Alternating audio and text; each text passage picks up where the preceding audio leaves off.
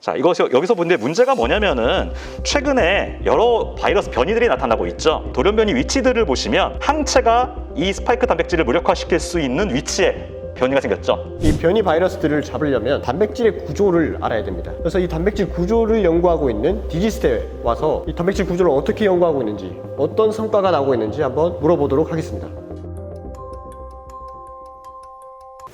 오, 진짜 엄청 크다. 이제 미생물을 많이 또 키우기 때문에 연구자와 미생물을 모두 보호할 수 있는 바이오로지컬 세이프티 캐비닛고요. 그다음에 아무래도 화학 물질을 다루거나 아니면 연기가 좀 날 수 있는 위험한 물질들이 있게 되면은 여기 휴무드를 사용해서 안전하게 실험을 진행하고 있습니다. 그러면 피부 관련된 것들 연구하는데 어떤 화학적인 문제가 발생해요? 실험실에서? 저희가 다루는 많은 씨앗들이 보통은 이제 발암 물질이 있을 수도 있고 식용독이 있을 수도 있기 때문에 이러한 독극물 같은 경우에는 이제 최대한 조심해서 다뤄야 됩니다. 이거는 이제 레이저 커터인데요. 일단 그 레이저는 약간 위험하기 때문에 켜지는 않고 안쪽만 좀 보여드리겠습니다. 약간 3D 프린트 모양. 네, 그렇습니다. 그래서 여기서 레이저가 나가서 이런 식으로 이제 뭔가 저희가 원하는 모양으로 이제 자를 수 있는 그러한 장비가 되겠습니다. 피부 세포를 키울 수 있는 그릇을 여기서 잘라서 만들고 걔를 이제 세포 배양실로 들고 가서 피부를 이제 키우는 거죠. 여기 지금 세포 배양실에 다 들어가 있나요? 네, 지금은 이제 인공 피부까지 단계는 아니고 피부 세포가 지금 자라고 있습니다. 한번 같이 보실까요? 네, 좋습니다. 손소독. 네, 케라티노사이트라고 부르는 우리가 번역을 하게 되면 각질 세포라고 해야 될까요? 네, 우리가 가장 많이 표면에 가지고 있는 세포 중에 하나입니다. 예전에 배양육 실험실 갔을 때 이런 플라스틱 통에서 했었거든요. 네, 맞습니다. 대량으로 좀 많이 세포를 키우고 싶을 때 쓰는 그 도구 중에 하나예요. 규격이 있나 보네요. 예, 그렇습니다. 일반적인 규격이 있고 그렇기 때문에 이 통을 가지고서 전 세계 어디를 가도 사람들이 다 공용해서 쓸 수 있는 규격이 있습니다. 그러면은 이 각질 세포를 가지고는 어떤 연구를 하시는 거죠? 지금 제가 연구하고 있는 질환 중에 하나가 각질 세포가 망가짐으로써 생기는, 즉 피부 장벽이 망가지면서 생기는 질환들이 있거든요. 이 질환들을 어떻게 좀 막을 수 있을까? 당연히 저희가 만약에 약을 만들게 된다면 그 약을 처리했을 때 이 각질 세포들이 좀 건강하게 바뀔 거잖아요. 예, 그것이 이제 가능한지 관찰하기 위해서, 즉 검증하기 위해서 사용하고 있는 세포입니다. 작은 시험관 안에서 키울 수도 있고요.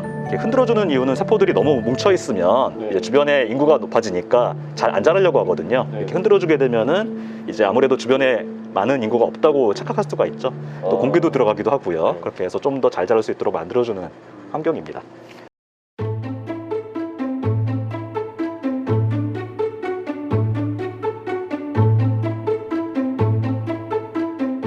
이거는 현기성 세포를 키우고 있기 때문에 최대한 흔들리지 않게 그 공기가 많이 통하지 않도록 최소한의 속도로만 흔들어주고 있습니다. 이게 피부 상재균이라 아셨죠? 민환이님 오신다고 해서 단백질 결정을 한번 만들어 봤거든요. 네, 근데 단백질 결정이 사실 쉽게 만들어지진 않아요. 그래서 이제 정말 운이 좋게도 96개 중에서 딱 하나 만들어졌더라고요. 이제 각각의 웰에 대해서 현미경을 사용해서 이제 결정이 만들어졌는지를 알 수가 있어요. 여기 보시면 작은 보석처럼 생긴 결정이 보이실 수도 있으세요. 지금 단백질 결정이 지금 만들어진 상태이고요. 이 구석에 보시면 조그만 애 있죠? 사실 걔가 제대로 만들어진 단백질 결정입니다. 그럼 이 단백질 결정이 만들어졌다.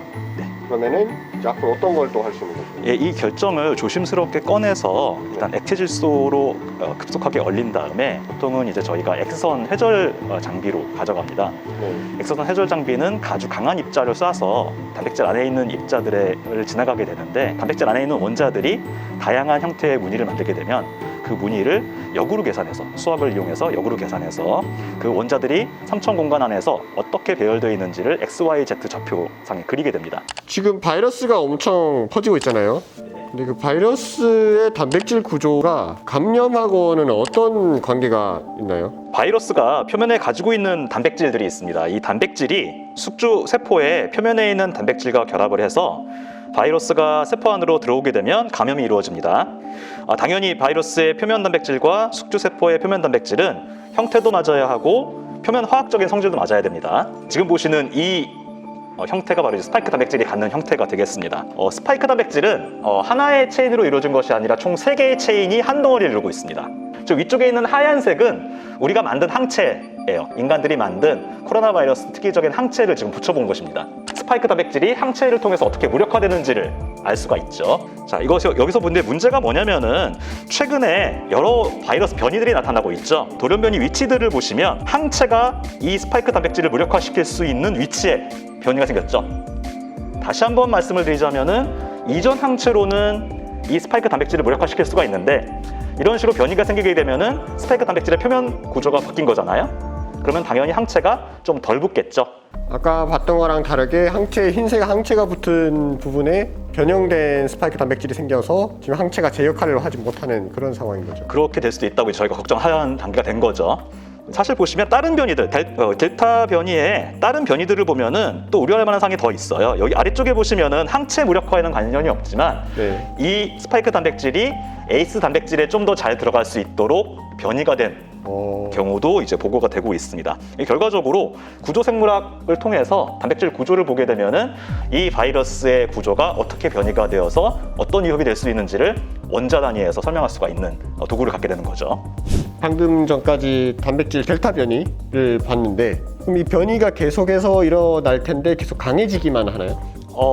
변이는 사실 무작위적입니다. 무작위. 네. 지금 이 순간에도 바이러스는 계속 변이가 일어나고 있는데 네. 어떤 변이는 이제 바이러스한테 좋은 방향, 네. 어떤 변이는 바이러스한테 안 좋은 방향으로 계속 나타날 거고요. 근데 우리가 델타 변이 같은 건 어떻게 나타난 것이냐면은 네. 이게 퍼지다 보니까 정말로 우연히 이 변이가 돌연 변이가 숙주에 좀 더 잘 붙거나 아니면은 좀 더 사람들한테 약하게 증상을 보이면서 은근히 숨어 들어갈 수 있거나 이런 식으로 바이러스가 후손을 남기기 유리한 방향으로 진행이 되면은 이것이 소위 얘기하는 강한 변이가 될 수 있겠죠. 구조 생물학에 대해서 연구를 하고 계신 거고 정확히 구조를 아는 것은 어떤 건가요? 네, 보통 이제 구조를 아는 것은 우리 일상생활에서도 많이 볼 수가 있습니다. 야구 글러브 보시면은 보통 공을 잡을 수 있는 주머니가 있잖아요. 네.